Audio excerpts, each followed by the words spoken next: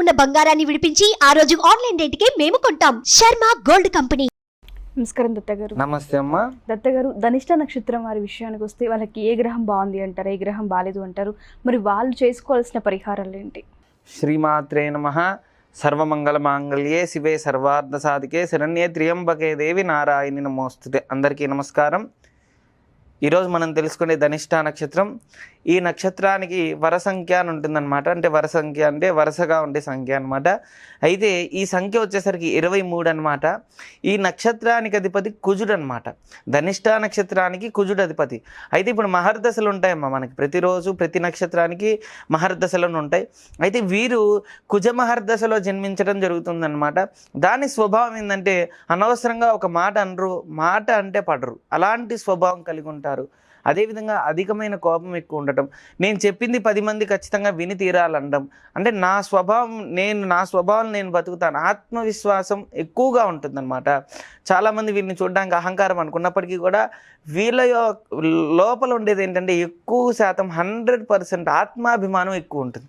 అంటే నేను ఇది చెప్పి చేయాలా, నా ఇష్టం, నా స్వతంత్రంగా నేను చేస్తాను అంటే చేసేది మంచే పని అవుతుంది, కానీ పక్కవాడి చెప్పాలని వీళ్ళకి చెప్పబుద్ధి కాదు. ఫస్ట్ కుజుడు ఉండటం వల్ల క్రోధం ఎక్కువగా ఉండటం, ఏదైనా సరే కొంతమంది ఆ పని చేయి ఈ పని చేయి అంటూ ఉంటారు కదా, అలాంటి స్వభావం కలిగి ఉండే అవకాశం ఉంటుందన్నమాట.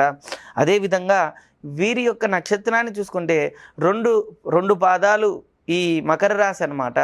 అదేవిధంగా 2 పాదాలు వచ్చేసరికి కుంభరాశి. మకరానికైనా కుంభానికైనా ఈ రెండిటి రాశులకు అధిపతి ఎవరయ్యా అంటే శని అనమాట. కాబట్టి ఏంటంటే ఈ రాశికి నక్షత్రానికి ఏంటంటే కొద్దిగా ఇబ్బందిగా ఉంటుంది. ఏంటంటే నక్షత్రం అంటే ఇప్పుడు ఒక విషయం ఏంటంటే మన మనసు ఒకటి చెప్తూ ఉంటుంది, బుద్ధి ఒకటి చేయబుద్ధి అవుతూ ఉంటుంది, చూసారా? దానికి కారణం అది అలా ఉంటుంది. మనసు ఏమని పడుతూ ఉంటుందంటే పక్కవాడికి సహాయం చేయాలి, మంచిగా అందరితో కలిసి ఉండాలి, అన్నిట్లో కూడా మంచిగా ఉండాలని పడుతూ ఉంటుంది. ఈ రాశి ప్రభావం చేత ఏమవుతూ ఉంటుందంటే అంటే ఎదుటి వ్యక్తి వాడు చేసే తప్పవచ్చు, వాడు చేసే ప్రవర్తన అవ్వచ్చు, అన్నిట్లో కూడా వీళ్ళకి రాశి పరంగా వాడికి ఏమి ఇవ్వకూడదు, వాడు అన్నిట్లో వేస్ట్ అని చెప్పి బయట కనపడుతూ ఉంటుంది అనమాట. అంటే 2 విధాలుగా ఆలోచన వస్తూ ఉంటుంది. ఇంకొకటి ఏంటంటే నక్షత్రానికి అధిపతి కుజుడు, రాశికి అధిపతి శని. కుజుడికి శనికి కలయిక అనేది కొద్దిగా ఇబ్బందికరంగా ఉంటుంది. దీనివల్ల ఏమవుతుందంటే మనిషికి తెలియకుండానే తమో గుణం, అంటే వీరు గణాలు చూసుకుంటే కన్నా గణము అనేది ఏంటంటే రాక్షస గణం. అంటే వీరి యొక్క ఏదైనా సరే పట్టుదలగా నిలబడితే ఏదైనా చేయగలుగుతారు. ఇప్పుడు ఏదైనా సరే చూడండి, దేవతల కన్నా కూడా రాక్షసులు ఎక్కువగా జపం చేయడం కానీ, అంటే ఎంతసేపు అయినా సరే ఉండగలడం కానీ, ఎందుకు రాక్షసులాగా ప్రవర్తిస్తూ ఉంటాం అంటారు. అంటే ఎంతసేపు అయినా ఏదైనా సరే చేయగలుగుతారు. అంటే ఒక పట్టుదల ఉందనుకోండి, చదవాలి అనుకున్నారు, ఎంతసేపు అయినా సరే రాత్రింబగలైనా సరే కూర్చొని చదివే ఆలోచన ఎక్కువ ఉంటుంది. అదేవిధంగా వీరి యొక్క తత్వం ఏదైనా సరే రాక్షస తత్వంగా ఎక్కువగా ఉంటుంది. అంటే ఏదైనా సరే కొంతమంది ఉంటారు నవ్వుతూ వెళ్ళి కొట్టడం, నవ్వుతూ గిచ్చటం, అలాంటి వాడు ఏడుస్తుంటే వీళ్ళల్లో తెలియకుండానే కొన్ని ఆనందాలు కలుగుతూ ఉంటాయి. అది జాతకంలో నీచంగా ఉన్న గ్రహాలు బట్టి కూడా ఉంటుంది. వీళ్ళ యొక్క తత్వం ఎలా ఉంటుందంటే వీరి జోలు ఎవరు వెళ్ళరు, సహజంగానే వీళ్ళు ఎవరి జోలు వెళ్ళరు, తెలిసి వీళ్ళు ఎవరి జోలు వెళ్ళరు. వీళ్ళ జోలు వస్తే మటుకు ఖచ్చితంగా వాళ్ళని ఏ విధంగా అయినా సరే వాళ్ళు బాధపడాలనే కోరుకుంటుంటారు. తమో గుణం అధికంగా ఉంటుంది. అంటే ఎక్కువ శాతం ఎక్కువగా ఎక్కడ కోపంగా ఉందాము, ఎక్కువగా ఎవరితో కూడా మాట్లాడినా నవ్వమన్నా కోపంగా ఉండటం అనేది జరుగుతుంటుంది. అంటే ధనిష్ట నక్షత్రంలో జన్మించిన వారి యొక్క స్వభావం ఇలా ఉంటుంది. అయితే దీని ద్వారా మనకేం తెలుస్తుంది, అదేవిధంగా వీళ్ళ యొక్క పురుషార్థం ఏంటిది అంటే ధర్మార్థము. అంటే ఎక్కువ శాతం ధర్మానికి లోబడి ఉంటారు. ఏ పని చేసినా క్రూరంగా ఉన్నా, కోపంగా ఉన్నా, ఏది చేసినా ధర్మమే జయిస్తుంది. ధర్మపరంగానే వీళ్ళు ఆలోచిస్తారు. పక్కవాడితో మాట్లాడాలన్నా, ఏది చేయాలన్నా, అంటే మనుషుల్ని కొంతమంది ఎలా ఉంటారంటే యూజ్ అండ్ త్రో లాగా ఉంటారు. అంటే మంచిగా మనకు నచ్చారనుకోండి, మంచిగా మాట్లాడడం, వీడికి ఏం కావాలో వాడితో మాట్లాడడం, వాడికి కావాల్సిందంతా లాక్కోవడం, అట్లా మోసం చేసే వాళ్ళు 100% ఉంటే వీళ్ళల్లో చాలా వరకు తక్కువ ఉంటారు. అలాంటి తక్కువ ధర్మపరంగా మాట్లాడామా, మనకు కావాల్సింది ఏంటిది, మీకు కావాలి ఏం కావాలి, అలాంటి స్వభావం కలిగిన వాళ్ళని చెప్పి అర్థమవుతుంది అనమాట. అదేవిధంగా వీరి యొక్క దేవత వచ్చేసరికి వసుదేవత అంటారనమాట.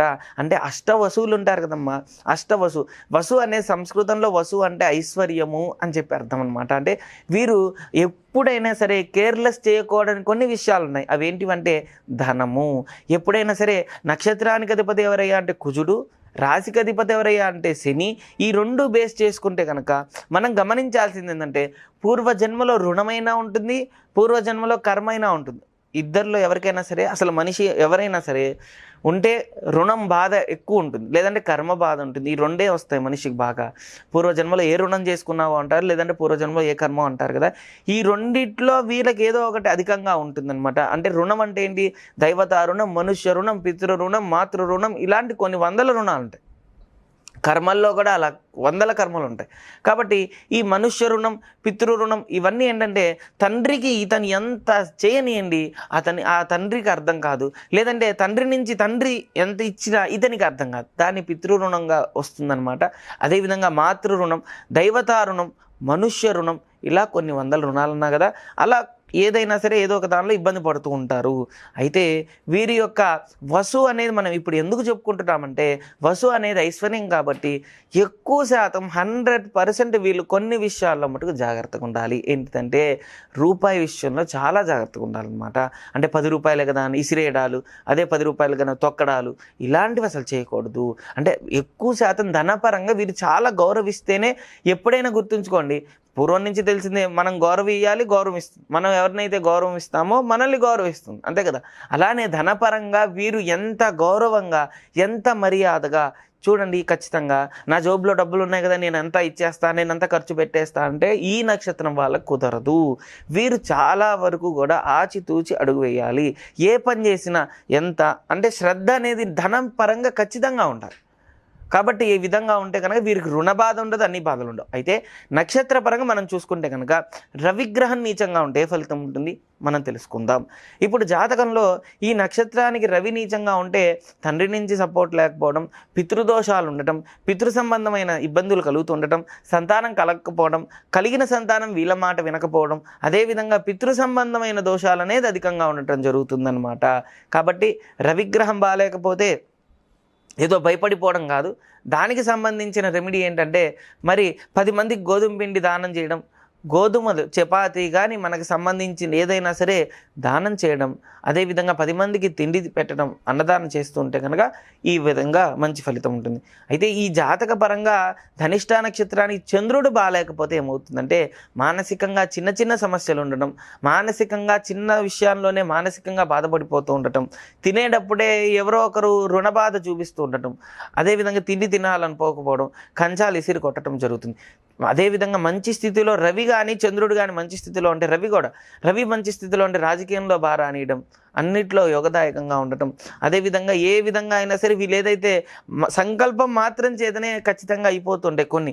రవి బాగుంటే, రవి బాగాలేకపోతే అన్ని ఆటంకాలు కలుగుతుంటాయి. అదే చంద్రుడు నీచంగా ఉంటే మానసికంగా సమస్యలు ఉంటాయి. చంద్రుడు మంచి స్థితిలో ఉంటే ఇతను ఎంత దీన స్థితిలో అంటే ధనపరంగా లేకపోయినా చుట్టుపక్కల ప్రేమ ఆప్యాయతతోనే ఇతను బతుకుతుంటాడు, అంత ప్రేమ కలుగుతుంటుంది. చంద్రుడు బాగాలేదనుకోండి చంద్రకవచం చదువుకోవాలి. అదేవిధంగా రవి బాగాలేకపోతే ఇంత దానం చేయమన్నాను కదా, ఆ విధంగా చేస్తే కనుక సత్ఫలితాలు వస్తాయి. ప్రతి నిత్యము కూడా రవి బాగాలేకపోతే ఓం సవితాయ నమః జపం చేస్తుంటే మంచి ఫలితం వస్తుందన్నమాట. సవితృ సూర్యనారాయణాయ నమః, ఆదిత్యాయ నమః, మనకి నోరు తిరిగినట్టుగా చేసుకుంటే మంచి ఫలితం వస్తుంది. చంద్రుడు బాగాలేకపోతే చంద్రకవచం చదువుకోవాలి. చంద్రుడికి సంబంధించిందంతా కూడా దానం చేయాలి. పౌర్ణమి రోజు అన్నదానం చేయాలి. ఇలా చేస్తుంటే నేను ఎక్కువ మంది చేయలేనండి, 2 అన్నదానం చేస్తే చాలు, అన్నిటిలో కూడా మంచి యోగదాయకంగా ఉంటుంది. అదేవిధంగా కుజుడు, వీళ్ళ జాతక పరంగా మనం పరిశీలిస్తే ఈ నక్షత్రానికి ఖచ్చితంగా ప్రత్యేకించి కుజుడే మెయిన్. ఎందుకంటే నక్షత్రానికి అధిపతి కుజుడు కాబట్టి, కుజుడు రుణకారకుడు. రుణం అంటే మనం ఇందాక అంత చెప్పాం కాబట్టి ఆ రుణాల్లో ఏదో ఒక రుణం ఇబ్బంది పడుతుంటారు. నమ్మిన వ్యక్తి మోసం చేయడం కానీ, తీసుకున్న బాకీలు తీర్చలేకపోవడం కానీ కుజుడు నీచంగా ఉంటాయి. ఎక్కువ శాతం అప్పులు అవుతూ ఉండటం కానీ, ఇతను వెళ్ళి అడగడమే ఆలస్యం, 10 మంది అప్పులు ఇచ్చేయడం కానీ ఇలాంటివి జరుగుతుంటాయి. కాబట్టి అలాంటి నివృత్తికి అంగారక కవచం చదువుకోవాలి. సుబ్రహ్మణ్యేశ్వర స్వామికి ఎంత ఆరాధిస్తే అంత మంచిది. సుబ్రహ్మణ్యేశ్వర స్వామిని ప్రతి నిత్యము మనం ఖచ్చితంగా కొలుస్తూ ఉంటే కనుక రుణం అనేది విముక్తి అవుతుందన్నమాట. సుబ్రహ్మణ్యాష్టకం చదువుకోవడం వల్ల మంచి ఫలితం ఉందమ్మా. సుబ్రహ్మణ్యాష్టకం చదువుకోవడం వల్ల మనకి ఎక్కడైతే ధనపరంగా బాగా అధికంగా ఖర్చు అవుతూ ఉంటాయో అది ఆపేస్తాడు, అనవసరమైన వృధా ఖర్చు అవ్వకుండా ఉంటుంది. కాబట్టి సుబ్రహ్మణ్యేశ్వర స్వామికి అదేవిధంగా బుధుడు నీచంగా ఉంటే బుద్ధిపరంగా వ్యాపారపరంగా ఇబ్బందులు కలుగుతుంటాయి. కాబట్టి అది మంచి స్థితిలో రావడానికి బుధ కవచం చదువుకోవాలి. అన్నిట్లో కూడా మంచి స్థితి కలుగుతుంది. అదేవిధంగా గురు బాలేకపోతే విద్యాపరంగా ఆటంకాలు కలుగుతుంటాయి. విద్యలో రాణించలేకపోవడం కానీ ప్రతి దానిలో వంకలు వస్తూ ఉండటం కానీ జరుగుతుంది. దానికి సంబంధించింది దత్త కవచం, దత్తాత్రేయ స్వామి స్తోత్రం చదువుకుంటే మంచి స్థితి కలుగుతుంది. బుధుడు బాగున్నాడా లేదా, గురువు బాగున్నాడా లేదా ఎలా తెలుస్తుందంటే, బుధుడు మంచి స్థితిలో అంటే మంచి జాబ్ చేస్తూ ఉండటం, జాబ్లో ఉన్నత స్థితి పొందడం, అన్నిట్లో కూడా ఆటంకాలు లేకుండా ఉండటం, ఇతను చెప్పిన వాక్యం 10 మంది ఆచరిస్తూ ఉండటం జరుగుతుంది. గురువు బాగుంటే ఇతను చదువుకున్న చదువుకి వాల్యూ ఉంటుందన్నమాట. ఇప్పుడు చాలామంది చూడమ్మా ఇంజనీరింగ్లు చేసేస్తున్నారు, ఎంబీబీఎస్లు అంటున్నారు, ఎంబీఏ అంటున్నారు, ఎంసీఏ అంటున్నారు, ఎన్నో చదువుతున్నారు. చదువుకున్న దానికి తగ్గట్టుగా జాబ్ వస్తే వాళ్ళకి సంతోషం.